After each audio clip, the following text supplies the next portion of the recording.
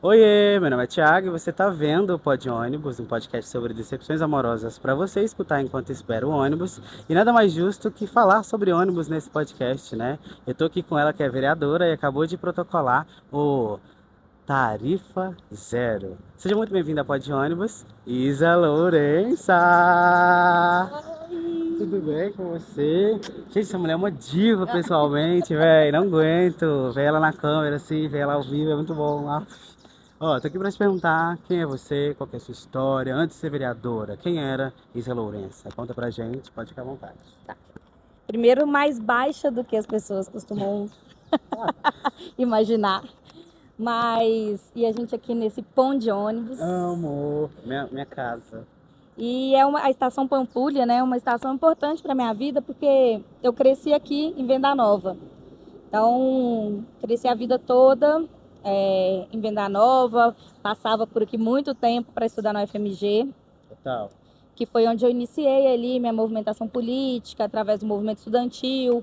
A primeira manifestação que eu fui na minha vida foi contra o aumento do preço da passagem. Caramba! E, Histórica. e é isso. E aí iniciei ali no movimento estudantil, várias movimentações. Fui parar lá no Barreiro, do outro lado da cidade, onde eu moro hoje. E construo lá também projetos sociais, principalmente para a juventude, cursinho popular, movimento de mulheres nas vilas. Que legal. E com essa luta aí que eu fui eleita vereadora, agora no meu segundo mandato. Segundo mandato, tá? Não é primeiro. E como é que foi então ingressar na política, assim? Foi um susto muito grande? Como é que foi sua primeira atuação, assim? Tipo, você sabia já o que você ia enfrentar dentro da Câmara ou você ficou tipo, não, agora o negócio é babado mesmo? Então, foi assim, quando eu entrei na Câmara, né, na política institucional, foi um baque mesmo, porque eu vim de outras construções, vim de movimento social, de construções em que a gente fala, nos movimentos sociais, a gente fala um pouco a mesma língua, sabe? Se eu te falo, assim, que é importante que as pessoas tenham direito ao transporte, você entende que é um direito. Quando eu entro na Câmara, eu percebo que é quase assim, eu tô aqui num lugar que tá falando uma língua estrangeira, sabe? Eu falo de direito ao transporte, as pessoas não acham que é um direito, que realmente é só para quem pode pagar. Que não acha que as pessoas têm que transitar na cidade. Elas acham que ter uma consulta de graça no SUS é quase um favor do Estado, né? Que o Estado está fazendo um favor para a pessoa. Que ter escola pública de graça é um favor que o Estado faz para as pessoas. E eu venho de outro lugar, eu venho assim, não, é um direito. E assim como a gente tem direito à educação, ao SUS, né, à saúde, a gente tem direito ao transporte. Então foi um baque assim entrar na Câmara e perceber que eu falava outra língua. Total. E ali e lidar com isso foi difícil porque muitas vezes vem com muito questionamento a mim, né? Então, como ali tem uma maioria, o questionamento é a mim. Falava que eu não sabia fazer política, que eu nunca ia aprovar nenhum projeto na Câmara. E aí eu fui tendo que, com o tempo, entender assim, eu sei fazer política, mas eu não faço a política do jeito que eles fazem. E eu não quero fazer essa política. Ainda bem. Né? Nossa, total. E então foi difícil, foi um momento difícil. Quando eu entrei era pandemia, as pessoas não usavam máscara, as pessoas falavam contra a vacina, e a gente tinha que lutar sobre isso. Depois veio também muitas ameaças, aí quando eu comecei a ser ameaçada por pessoas de fora, né? E foi pesado também esse momento de ser ameaçada, de ter a vida da minha filha ameaçada, de andar com escolta, não ter liberdade de ir pra nada. Até que a pessoa que organizou o grupo que me ameaçou foi presa, foi um momento difícil. Nossa, Agora eu estou no momento que eu estou conseguindo desenvolver alguns projetos com mais liberdade. Eu Que estou bom. entendendo assim, como esse da Tarifa Zero. E falando nele, vamos entrar dentro dele, porque eu vi muitas discussões assim na internet falando, nossa, vai demorar 4 anos ainda e tudo mais. Eu queria que você explicasse um pouco como é que funciona essa legislação do transporte, por que que demora esse tanto que demora e como que foi protocolado esse projeto, explicar para quem não conhece, ainda não ouviu falar, para a gente ter acesso à informação, né, inclusive. Boa. Eu acho que a primeira coisa que a gente tem que entender, assim, é que a gente assim, quem está no poder, eles tentam construir uma consciência coletiva que é assim, o jeito que o transporte se organiza em Belo Horizonte é o único jeito possível. E não é. E não é. Não só porque a gente já tem mais de 120 cidades brasileiras com a tarifa zero, por exemplo, custeando o transporte de outras formas, como a gente tem cidades grandes também fora do país, fora do Brasil. Então a gente tem cidades no Japão, por exemplo, que quem custeia o transporte público é o governo. E o que o governo faz? Nas grandes estações, como essa que a gente está aqui na Pampulha, eles alugam para lojas e aí o dinheiro para custear o transporte vem do aluguel das lojas. Legal. Que, por sua vez, as lojas lucram muito. Porque quanto mais gente circulando, mais elas compram. Então, assim, é um modelo possível. Em Paris, eles adotam o seguinte critério. Toda vez que a poluição do ar está acima dos níveis que eles consideram razoáveis, eles adotam a tarifa zero. Colocam a passagem de graça para quê? Para incentivar as pessoas a andarem de ônibus e assim menos carros circulando e muito menos poluição. Então, assim, nós temos muitos modelos no mundo. A gente não pode achar que esse é o modelo único possível, que é, hoje como que é em Belo Horizonte? A gente paga a tarifa, as pessoas pagam a tarifa que é cara por um transporte horrível. A prefeitura já vem pagando também uma outra parte importante do transporte com subsídios que todo ano tem. Subsídios de 500 milhões, subsídios de 700 milhões. E as empresas também, os comércios também pagam com o Vale Transporte. Existem alguns estudos que falam que o Vale Transporte equivale a 1/3 do custo do sistema todo. Então, os comerciantes pagam uma boa parte do sistema. Tanto que tem muita gente que fala que, às vezes, quando a gente faz as manifestações contra o aumento da tarifa, muita gente não gera uma comoção tão grande para as pessoas participarem. Por quê? Porque não são elas que estão pagando todo dia ali diretamente. É o Vale Transporte que é pago pelo empregador. Então, eles também gastam muito. Então, o que a gente propõe com esse projeto? A gente fala o seguinte, nós queremos mudar, em vez de a gente ter o Vale Transporte, a gente tem um valor que o empresário vai pagar fixo por empregado. E descontando 9 empregados. Então, isso quer dizer que uma empresa que tem menos de 9 funcionários não paga nada para ter a tarifa zero, para andar de graça. E, na verdade, ela economiza, né? Porque os seus funcionários vão andar de graça no ônibus. Uma empresa que tem 10 funcionários, ela vai pagar para 1. Uma empresa que tem 12 vai pagar para... que tem 11 vai pagar para 2. 12 vai pagar para 3 e assim por diante. Aumentando, né? E por que isso é importante? Porque a gente incentiva também as pequenas e médias empresas. Sim. E isso é muito importante, que hoje tem uma dificuldade de se manter. E para as grandes empresas, o que a gente vai ter? Uma organização melhor do trabalho, porque em vez de pagar o Vale Transporte, vai pagar por funcionário ali uma taxa e vai gerar muito mais compras. Porque a pessoa que está economizando na passagem, ela vai circular na cidade, ela vai comprar um lanche, ela vai comprar mais no supermercado, ela vai comprar mais numa farmácia, que hoje vende de tudo. Então, assim, a gente tem mais circulação de dinheiro também e de economia. Então, para a gente isso é importante. Porque não é pouco dinheiro, né? A gente gasta 5,75 para ir e 5,75 para voltar. Isso multiplicado pelos dias úteis dá tipo, quase 300, 400 reais de passagem. E esse dinheiro faz diferença na hora de ir num cinema, tomar um sorvete, comprar uma coisa para o filho, para a neta. Então é muito importante.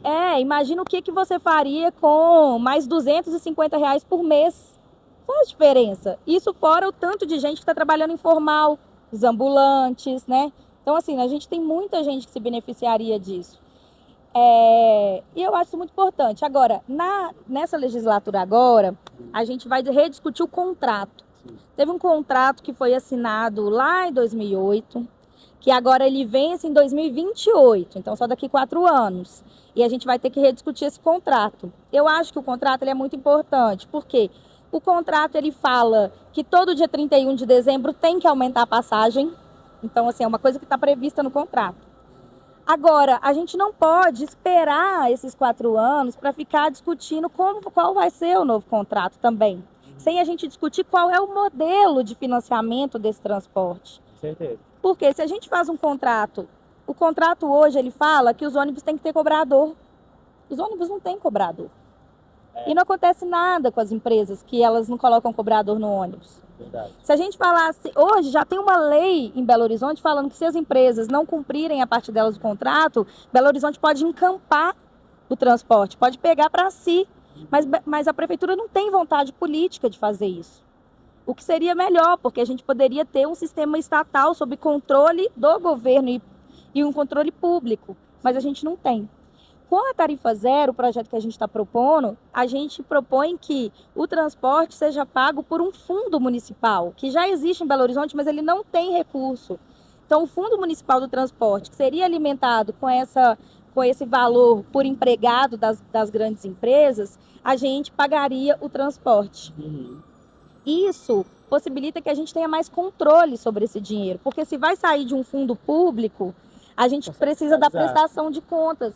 A gente pode ter um conselho fiscalizador desse fundo, que hoje não tem. As empresas fazem o que elas querem, com recurso público, com recurso do nosso bolso, com recurso do bolso do empreendedor, para prestar um serviço muito ruim para a população. Então, a gente precisa mudar a forma de financiamento para ter mais fiscalização também. Com certeza.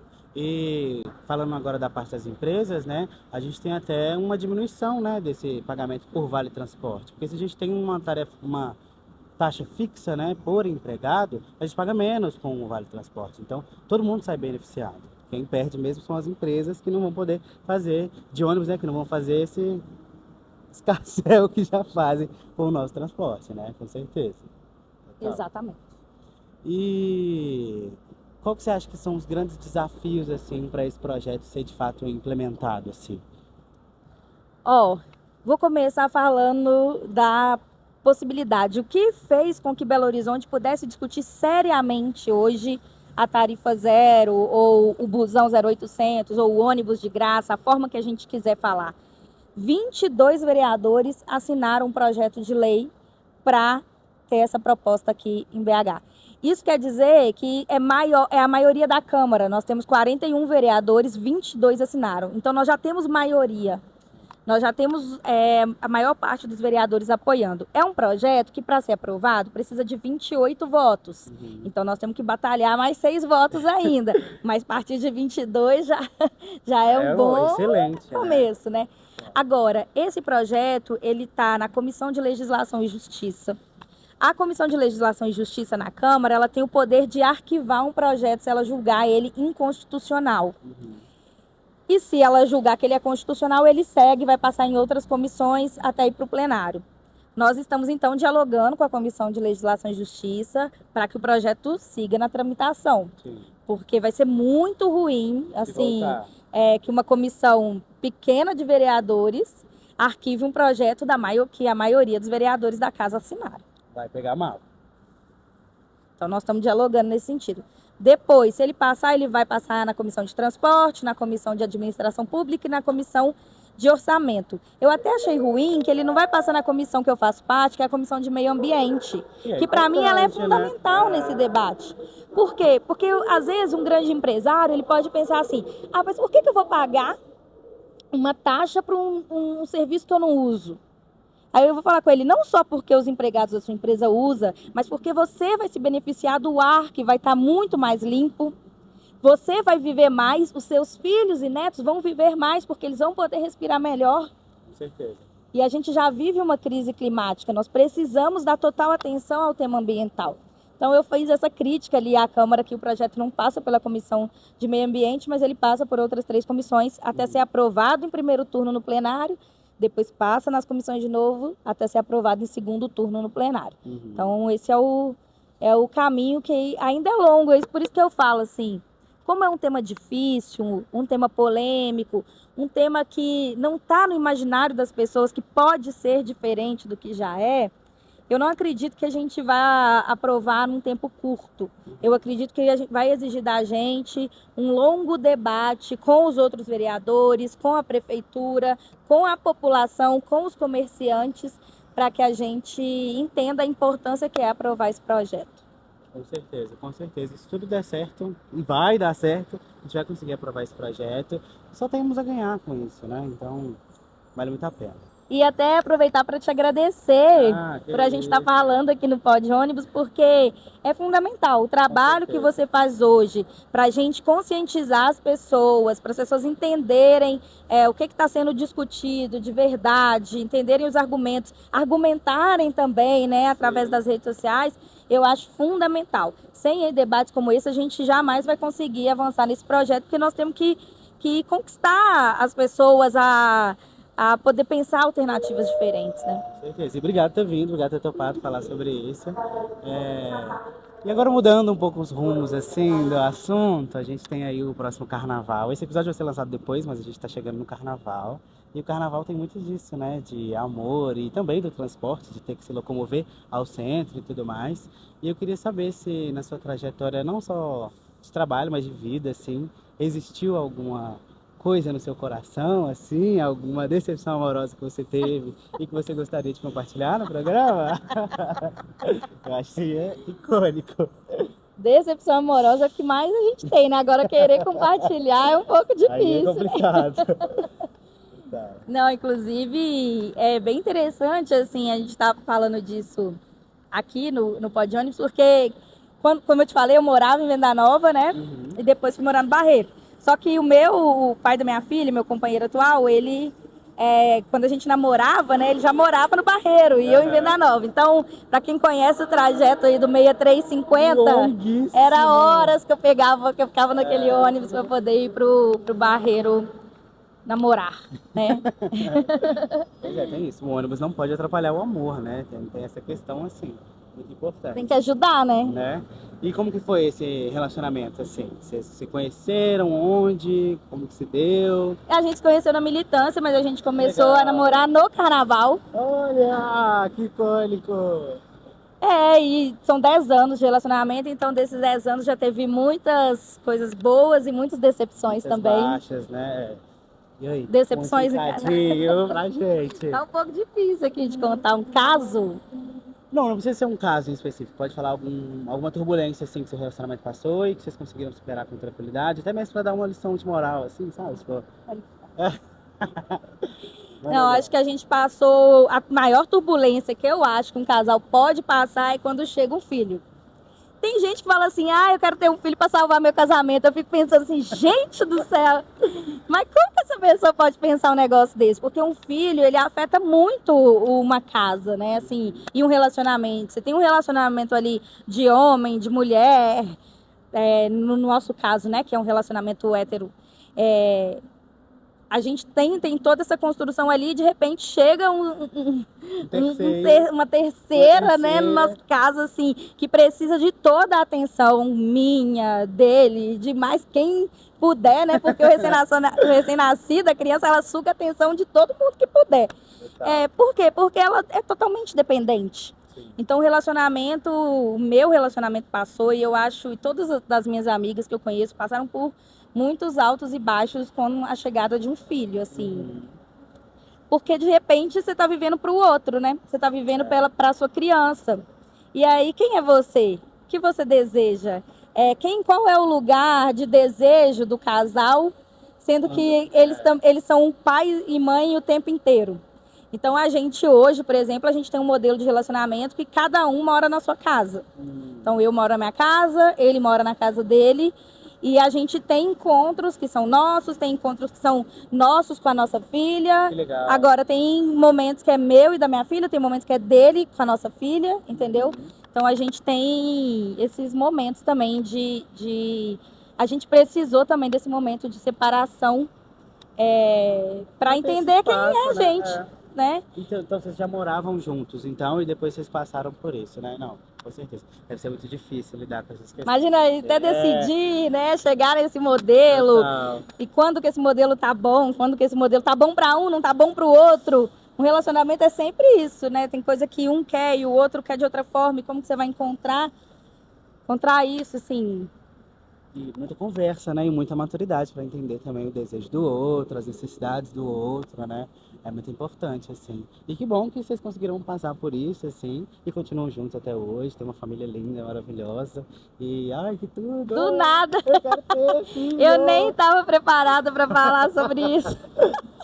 Mas é uma delícia também, porque uma das coisas mais engraçadas, assim, que eu fui percebendo, não foi uma coisa que veio de cara, assim, foi quando eu fui montando o podcast, assim, junto e aprendendo com ele, assim. Quando a gente fala sobre a decepção, a gente fala muito também sobre o transporte, né? Ele acaba sendo esse espaço de construir esses laços, construir essas conversas. A gente vê na rua a galera fazendo amigo oculto dentro do ônibus, assim, isso é muito bizarro, sabe? Então, tem muito disso de conversar sobre a relação dentro Não, do e quando do transporte, sabe? nada você encontra uma pessoa assim que sentou do seu lado e você tá ali desabafando da vida e a pessoa te dá um conselho que você fala assim, oh, não é verdade que pode ser? Pois é. E pensa se a gente pudesse fazer isso de graça. Então, é super tudo conectado, assim. Não existe nada sem ponto sem nó, né? Ônibus de graça é mais amor. É mais, ó, ônibus de graça é mais amor. Sério. Queria te agradecer pela presença no Pod Ônibus. É muito importante ter figuras como vocês aqui, porque a gente aprende muito, a gente entende muito. É um lado que, infelizmente, a política ainda é muito distante da população. E ter esse contato, ter essa conversa de uma maneira dinâmica, inteligente, a gente consegue chegar muito longe. E espero que esse projeto avance com tranquilidade, com muito apoio popular. A gente precisa da ajuda de vocês, pressionando nas redes sociais, ajudando, questionando, perguntando, fazendo discussões, para a gente poder manter isso indo e quem sabe daqui 4 anos a gente não consiga entrar num ônibus sem ter que passar o cartão, né? Quem sabe antes, quem sabe antes. Né? Tiago, muito obrigada. Eu acho muito importante trabalhos como o seu. Muito mesmo, sou fã.